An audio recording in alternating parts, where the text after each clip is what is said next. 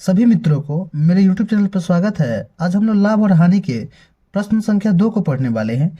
प्रश्न है, किसी घड़ी का क्रय मूल्य 500 रुपया है, इसे कितने रुपये में बेचा जाए ताकि 30% का लाभ हो।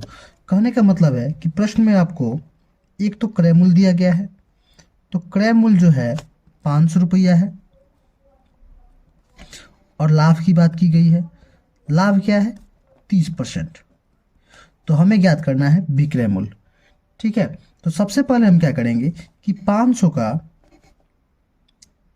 हमें विक्रय मूल्य ज्ञात करना है। ठीक है, तो कैसे ज्ञात करेंगे, चलिए सीखते हैं। सबसे पहले तो हम क्या कर सकते हैं कि 500 का 30% निकाल लेते हैं। तो 500 का 30% कैसे होगा? देखिए, 500 का 500 और 30% का अर्थ हुआ 30/100। 100 से 500 5 बार में कट जाएगा और 30 में अगर 5 से गुना करें तो हमें 150 प्राप्त होगा। ठीक है, यानी 30% का 500 का 30% जो है वो 150 है। ठीक है, तो अगर कोई सामान 500 का है और उस पर 30% का लाभ कमाया जाए, यानी 150 रुपये का लाभ कमाया जाएगा, तो वस्तु कितनी में बेची जाएगी? तो विक्रय मूल्य क्या होगा? क्रय मूल्य और प्लस लाभ। ठीक है, तो क्रय मूल्य क्या है? 500 है और लाभ क्या है? 150 रुपया है। 30% का मतलब क्या? 150 आया यहाँ पे मान। तो 500 में अगर 150 हम जोड़ते हैं तो हमें प्राप्त हुआ 650। ठीक है, ये इसका लाभ हुआ।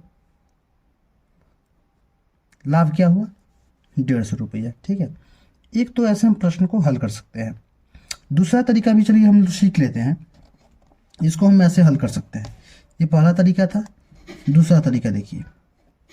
देखिए क्या है कि क्रय मूल्य जो है अपने आप में हमेशा 100% होता है। ठीक है, क्रय मूल्य जो है अपने आप में हमेशा 100% होगा।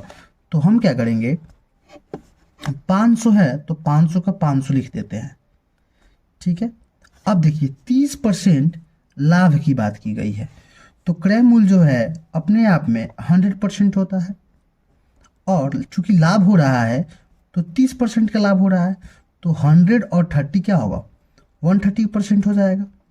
तो अगर डायरेक्टली हम क्या करें कि 500 का 130% निकाल लें तो भी हम क्या कर सकते हैं, इसका विक्रय मूल्य निकाल सकते हैं। ठीक है, तो हम क्या करेंगे, 500 का डायरेक्टली 130% निकाल लेते हैं। ठीक है, यानी 500 का 500 और 130% का मतलब क्या है?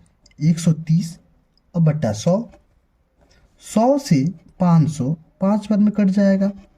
अगर 5 से 130 में गुना किया जाए तो 13×5 = 65 और एक शून्य हो गया, 650 हो गया।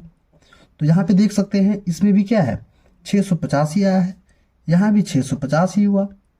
तो आप इस प्रकार से दोनों तरीका से प्रश्न को हल कर सकते हैं।